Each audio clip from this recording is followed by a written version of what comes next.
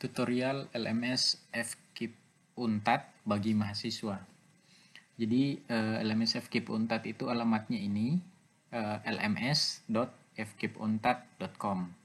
Jadi setelah kita buka halamannya, nanti di bagian kanan ada menu login. Nah, bisa juga kita ganti bahasanya. Misalnya kita lebih suka menggunakan bahasa Indonesia, bisa pilih bahasa Indonesia. Kemudian kita klik masuk. Nah, setelah masuk ke halaman ini, yang akan kita masukkan adalah untuk nama pengguna itu stambuk mahasiswa, huruf kecil tanpa spasi, misal A 24108004. Jadi sesuaikan dengan stambuk masing-masing mahasiswa. Ya. Kemudian ini di copy. Jadi passwordnya itu juga bisa di copy kemudian di paste. Jadi username sama dengan password. Setelah itu kita klik masuk. Nah, kemudian setelah masuk, nanti di sini akan ada kelas atau mata kuliah sesuai dengan mata kuliah yang diprogramkan. Misalnya di sini ada mata kuliah Fisika Dasar kelas C. Jadi untuk masuk di kelasnya langsung saja diklik bagian ini. Fisika Dasar kelas C misalnya. Apabila Anda memprogram mata kuliah Fisika Dasar kelas C. Setelah masuk di dalam kelasnya, Anda bisa mendownload dan mengerjakan tugas-tugas yang ada di dalam ini. Ya, misalnya ini ada file RPS, Rencana Pembelajaran Semester. Anda bisa mengklik sehingga terdownload. Ya, jadi ini diklik, RPS-nya sudah terdownload. Begitu juga untuk mendownload materi-materi lainnya. Jadi kalau dalam bentuk file, tinggal diklik, itu nanti langsung terdownload. Kemudian untuk tugasnya, biasanya tugas itu dalam bentuk, misalnya di sini submit, upload tugas. Ya, jadi untuk upload tugas, tinggal diklik ini, tugas 1. Ya, nanti ada dibaca petunjuknya, misalnya tuliskan apa yang dimaksud dengan ini. Ya, kalau ada formatnya bisa juga Anda download. Biasanya ada dosen membagikan template seperti apa yang mau diisi. Misalnya di sini ada formatnya, bisa kita buka. Kita download dulu, kemudian diisi. Nah, jadi ini di-download baru kita isi. Jadi kalau yang ada template-nya seperti ini, Anda harus download dulu, kemudian isi. Kemudian tulis nama stambuk ya. Jadi ini tadi soalnya, kemudian diisikan jawabannya. Setelah itu di-save. Baru diingat letak filenya pada bagian mana Anda menyimpan filenya.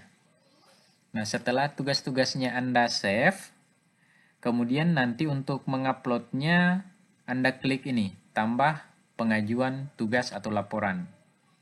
Setelah itu tempat filenya, jadi setelah diklik klik tambah pengajuan tugas, untuk memasukkan filenya di bagian menu pengiriman berkas diklik ini, yang gambar dokumen, klik ini, kemudian upload file. Kemudian choose file. Nah, setelah itu dicari filenya. Misalnya tadi filenya itu berada pada menu download. Misalnya di sini. Klik open. Setelah berubah nama filenya seperti ini, Anda klik unggah file ini. Ya, setelah filenya masuk, klik simpan perubahan. Ya, jadi setelah disimpan perubahan, maka tugas Anda itu sudah terkirim. Ya, sudah terkirim. Nanti tampilannya seperti ini.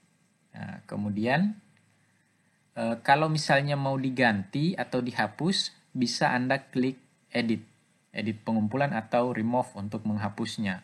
Ya, misalnya ternyata tadi salah ya, saya harusnya mengupload file yang lain, berarti Anda remove dulu. Ya, misalnya kita remove. Nah, kemudian lanjut.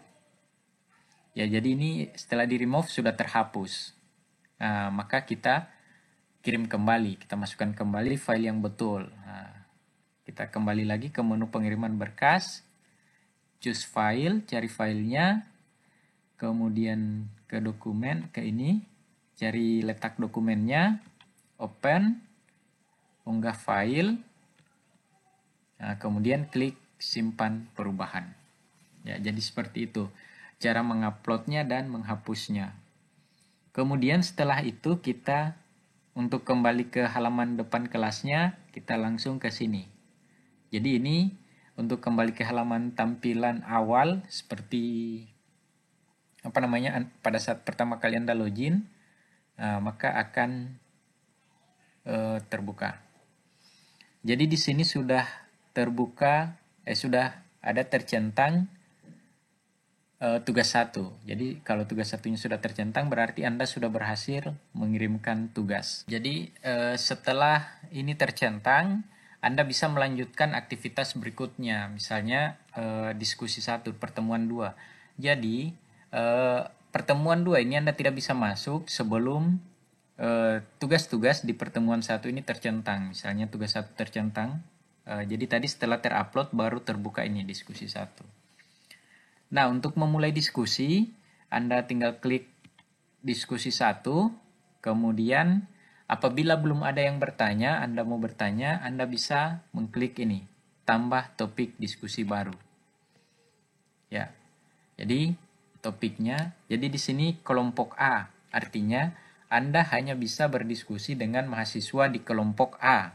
Nah, siapa saja di kelompok A, nanti Anda bisa melihat di grup di menu peserta. Ya, misalnya Anda mau bertanya tentang misalnya telur atau ayam. Ya, misalnya pertanyaannya duluan mana? Telur atau ayam. Ya, jadi seperti itu. Kemudian kita post ke forum. Ya. Jadi ini sudah ada, artinya teman-teman kalian itu teman-teman Anda sudah bisa melihat pertanyaan Anda ini di topik telur atau ayam. Ya, kita kembali ke sini ke halaman depannya. Bagaimana cara untuk mengomentari pertanyaan tadi atau menjawab pertanyaan tadi? Jadi tinggal diklik ini diskusi 1. Kemudian klik telur atau topiknya. Setelah itu muncul pertanyaannya. Nah, ini pertanyaannya duluan mana telur atau ayam. Jadi di sini untuk menjawabnya Anda klik tanggapi. Nah, misalnya balasannya menurut saya telur.